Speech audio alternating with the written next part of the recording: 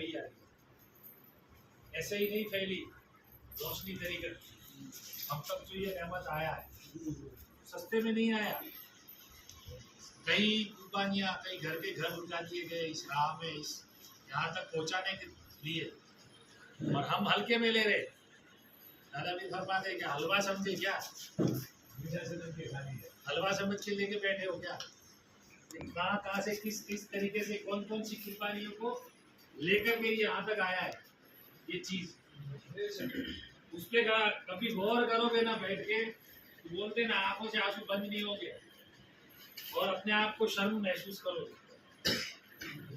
जिस अमानत से मौला ने नवाजा है, मैं लेके कर क्या रहा हूँ, ना उस पर कभी गौर कर रहा हूँ, ना उस पर कभी ध्यान दे रहा हूँ, ना उसको समझने की कोशिश कर रहा हूँ, और कहाँ से किस तरीके से आया है उस पर कभी गौर नहीं किया। खाली इतना गौर कर ले इंसान जिंदगी पर सर नहीं उठा सकता। बोलते हैं उम्र पर आदम अलैहिस्सलाम ने 300 साल सत्य में गुजारे, कि वो एहसास हो जाता है कि आपके पास कितनी अजीम शान नेमत आई है, आपके सीने में बसाया है वो नेमत, और आप इतनी बड़ी नेमत को लेकर बैठे हैं। ऐसे ही नहीं फैली, आगे भी अगर पहुंचानी है तो ऐसे ही नहीं फैलेगी। वही एक फकीर ने बरसों अपना दिल जलाया है, वही कर रहा है, अपने आप को जलाकर रोशन शम्मा बनाना पड़ेगा, तब परिंदे वो बोलते ना भगवान आपको देख के अपने आप आपके पास आएंगे। वैसे ही नहीं फैली और वैसे भी आगे भी नहीं फैलेगी। आज एक बहुत प्यारी बात, भाईजान का फोन आया था, सबको सलाम भी बोले थे, उन्होंने एक बहुत बड़ी प्यारी बात बताई, जैसे एक हंसने जैसी है। बाबा जान का बोल है, उनके जुबान से मैंने सुना आज। बोले हाँ बेटा गदला, बेटा गदला पे बैठा,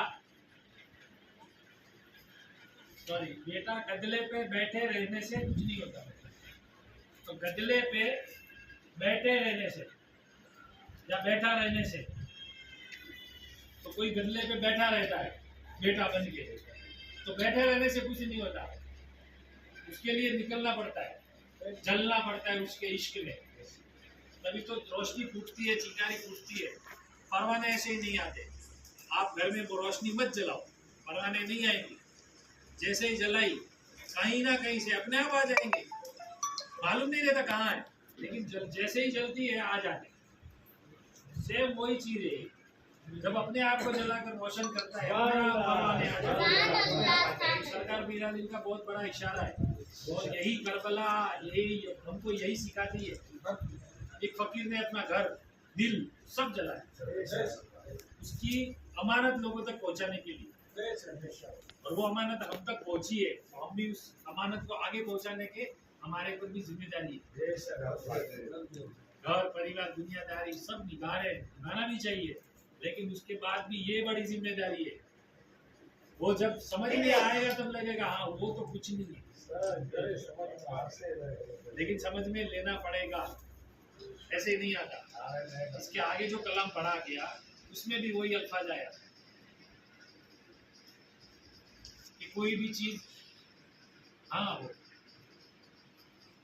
पहला लाइन क्या था कलाम का, जानो दिल निशार हो गया, हमको तुमसे प्यार हो गया और करना, हमने तुमसे प्यार कर लिया और हो गया, इसमें फर्क क्या है? बहुत बड़ा फर्क है। एक तो कर लिया और हो गया, जैसा चल रहे हो एक्सीडेंट हो गया, आपको भी पता नहीं, हो गया। वो जो हो जाता है ना वो असल चीज है। तो वो हो जाना, जैसा पीर का हो जाना या उसका हो जाना, वो हो गया, उस मुकाम तक जाने के लिए ये सफर तय करना जरूरी है। ये सफर आपको नाक से नाभि तक जो दिया गया हमको, ये सफर करना जरूरी है। ये हजरत मौला इमाम हुसैन हिजरत करके आए करबला में, सब छोड़ छाड़, हज का महीना, लोग हज के लिए जा रहे थे और छोड़कर यहाँ आए, तो किस चीज को अहमियत ज्यादा दी? कुर्बानी। हज का महीना चल रहा था, लोग हज के लिए जा रहे थे, वो हज छोड़कर करबला की तरफ आए, उम्मत के खातिर, नाना की उम्मत के खातिर। तो ये भी एक सफर है, वो भी एक सफर है, सफर करना ही पड़ेगा मंजिल मकसूद तक जाने के लिए। ठीक है।